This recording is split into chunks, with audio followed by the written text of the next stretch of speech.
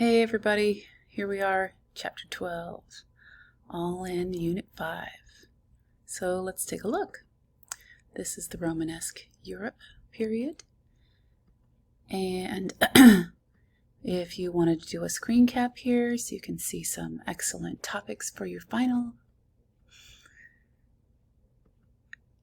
Here's our map. So interesting that this is around 1100. So,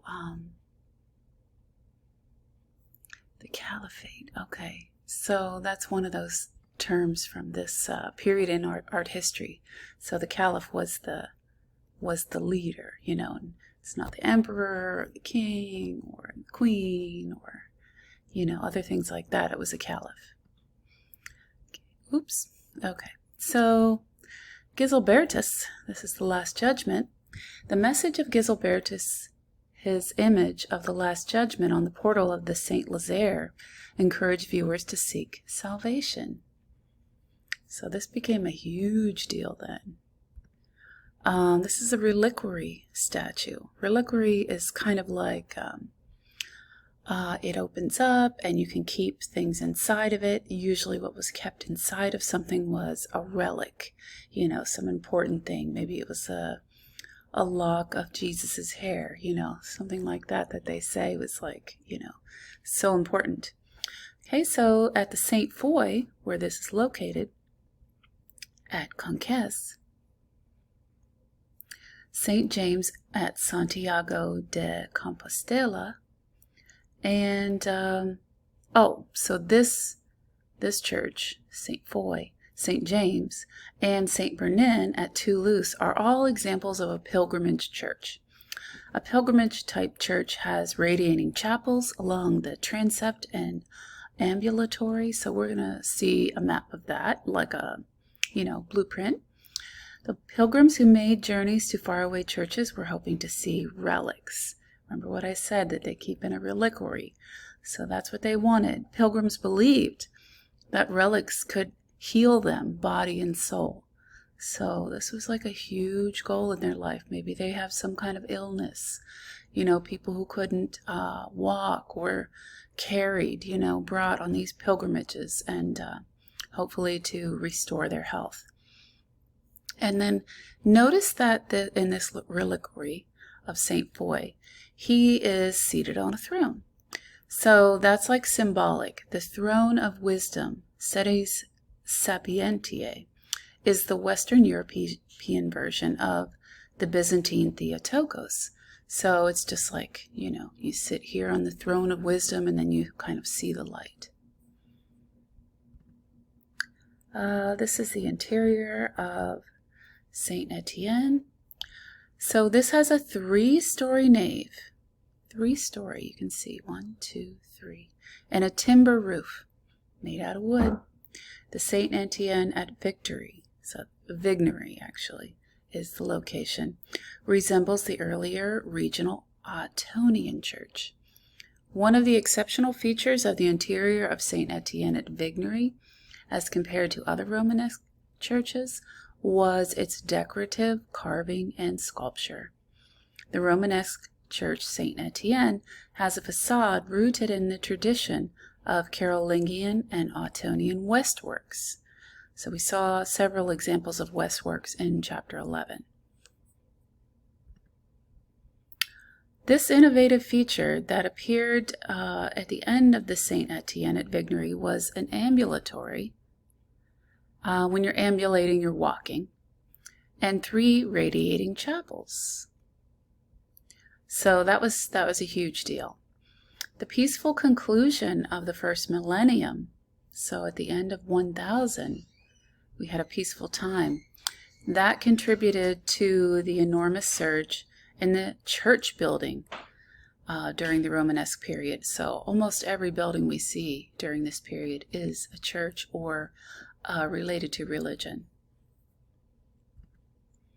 Okay, here's the interior of San Vicente in Spain. Oh, gotta have a little more time to look at that. So golden. And here is the interior of Saint Philibert. Okay, the ceilings of the naves of St. Vincent's and St. Philibert are covered in stone vaults. So see these huge pieces of, it's like cement, like we saw in Roman times. Okay, this is an aerial view of St. Cernan. The purpose of tribunes, such as those found at St. James and Santiago de Compostela and St. Cernan in Toulouse, was to house overflow crowds. So we've got these extra parts because tons and tons and tons of people are showing up. The element of the church of St. Cernan that served as the module for the proportions of the entire building was the crossing square. So this is like an intercept. The intersection of two barrel vaults created a groin vault, which we learned in Roman times as well. The term Roman-like was adopted to describe the architecture of the Romanesque period because it relied on the groin vaults of Roman architecture. Okay, Romanesque just means Roman-like. And here we have the St. Foy again.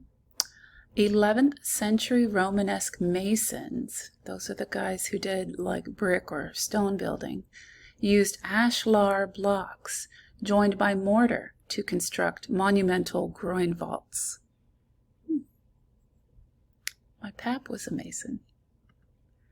Okay, this is the interior of St. James, Santiago de Compostela. So we've talked about that in the last few slides.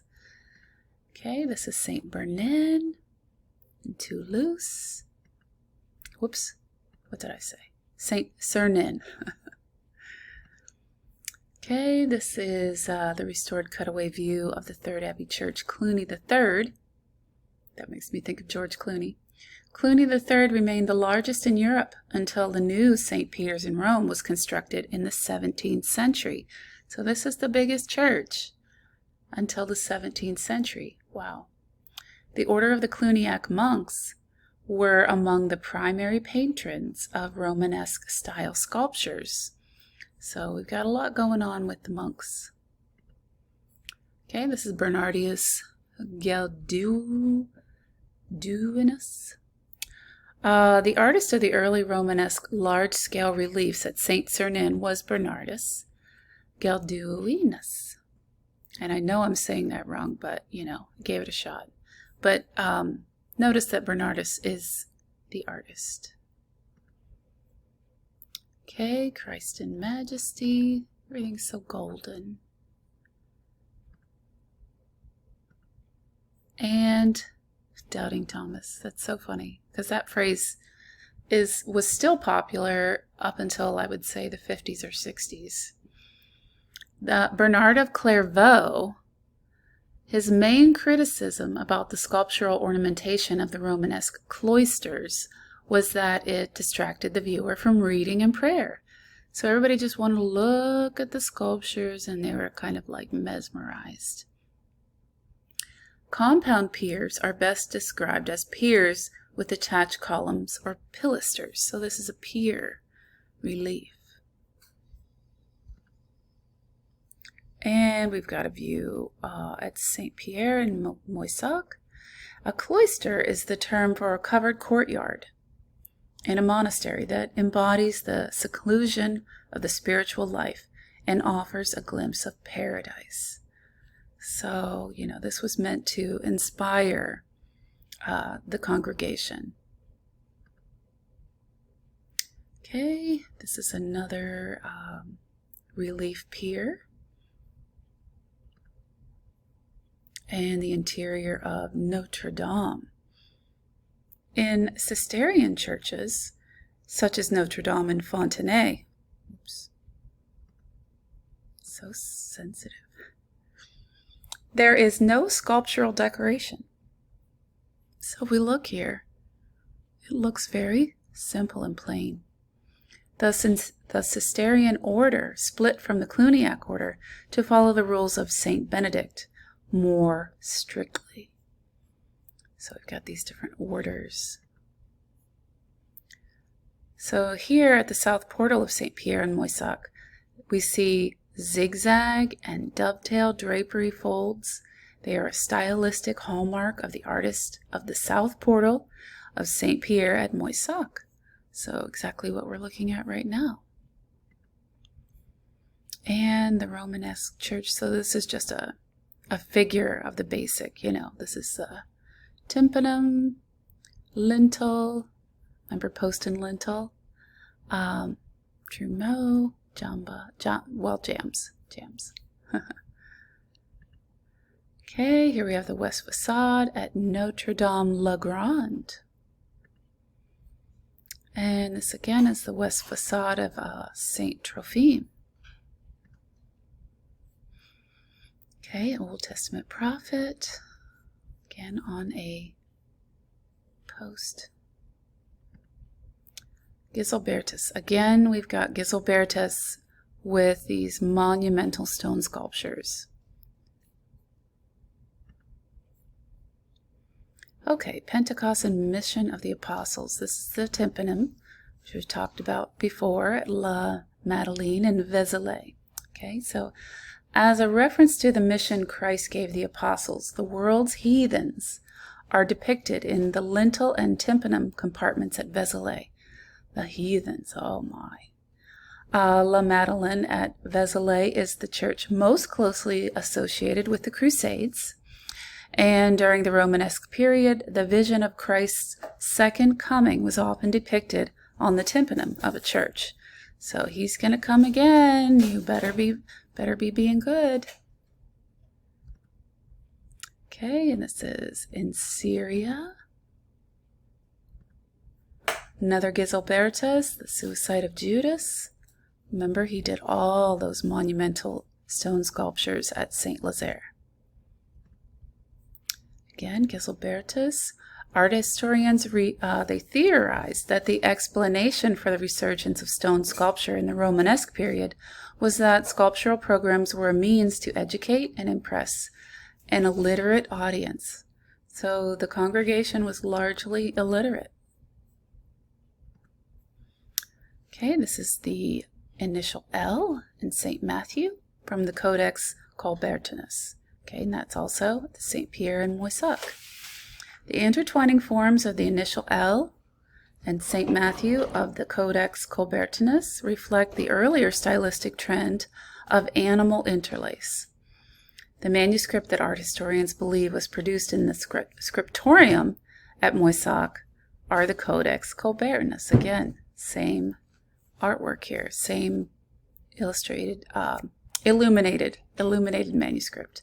Okay, the gospel manuscripts that are stylistically related to the Moissac are the Codex Colbertinus and the Corby Gospels. So we'll see them coming up next. Okay, here's St. Mark from the Corby Gospels. And here we have the initial R. This is Moralia and Job. The clergy interpreted the battle between the knight and the dragons appearing in Moralia and Job as an allegory of the struggle of the monks against the devil.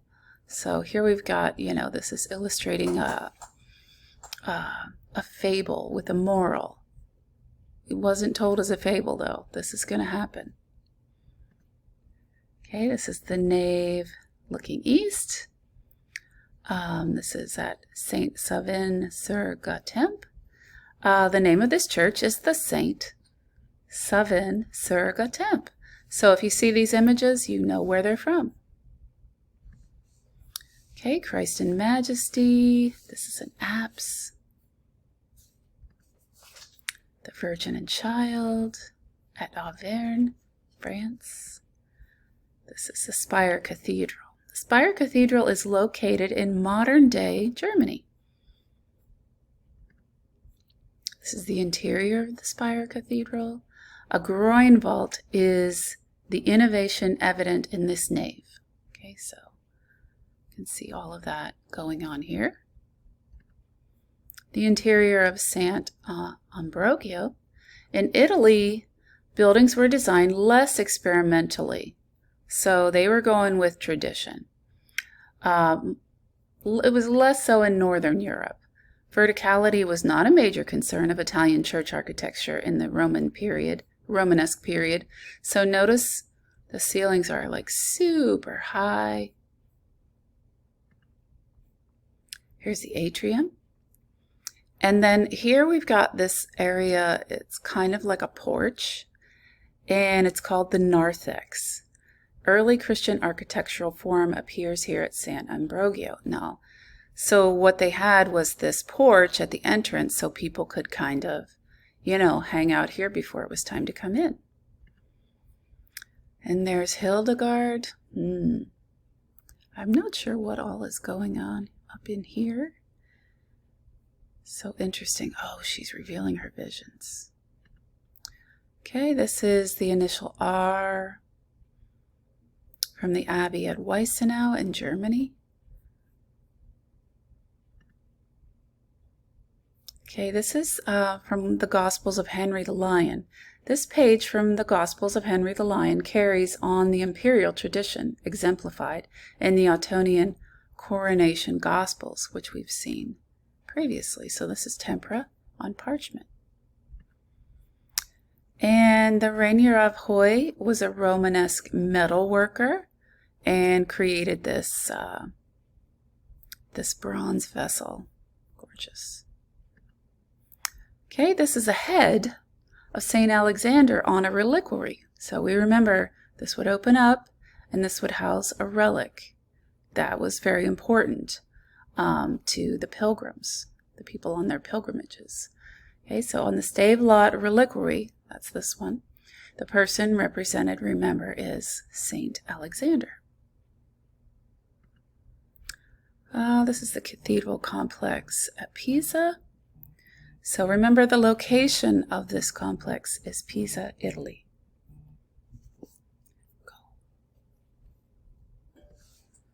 And this is the Leaning Tower of Pisa, also known as the Campanile. Baptistery of San Giovanni. The Baptistery of San Giovanni in Florence follows the architectural tradition of the Roman and early Christian central plan. And here's our west facade, San Miniato and Monte. Okay, and here's an interior view of that same building. This is the entombment of Christ. It's a fresco, so that means the paint was mixed right in with the plaster. Very great way to make a long-lasting artwork. Okay, the artist of this relief on Modena Cathedral is Willigelmo. I'm going to say Willigelmo. That's my guess. But so odd. The figures are just so odd to me. So different from Greece and Roman. Okay, Benedetto Antelami, the King David. Got the sculpture inside of like an apse. And we're going to see this a lot in artwork to come in the Renaissance. Okay, the west facade of Saint Etienne. This is not the same one at Vignori. This is in Cayenne, France. Okay, this is the interior of that building. Again, different from the one in Vignori. Still has the same kind of plan. Okay, and here's the interior. This is fascinating, isn't it? Seeing what they were planning. And this is the plan of Durham Cathedral. Okay, Master Hugo. Moses expounding the law. So here we have an image from the Bury Bible. The mouth of hell. Whoa. This is like this crazy monster. So you did not want to be not practicing religion as everyone else. Okay, Edwin the scribe. The illustrations in the Edwin Psalter, which is this, are variations of those in the earlier manuscript, the Utrecht Psalter. Okay, this is a hugely famous artwork, and they don't talk about it too much in this text. But this is the Bayou Tapestry. If you've ever watched the old Disney movie, Bedknobs and Broomsticks, you'll see close-ups of it in the opening scenes. So, Bayou Tapestry. This artwork depicts an actual event shortly after it occurred. So this wasn't like hundreds of years ago this happened. No, this just happened. So all of these women are doing, needlepoint, embroidering, wool on linen to create this fantastic artwork. This is the Battle of Hastings from the Bayou Tapestry. And this is just one additional note. Remember how when we were looking at Paleolithic art, the date, the date, the style, that wasn't really a determining factor. But the date is really important in the Romanesque period because what is this? Is it Roman? Is it Romanesque? You would have to know the date. And then we've got some great discussion questions if you'd like to screenshot and use one of these ideas for your final paper or even midterm. That's not due till Sunday. All right.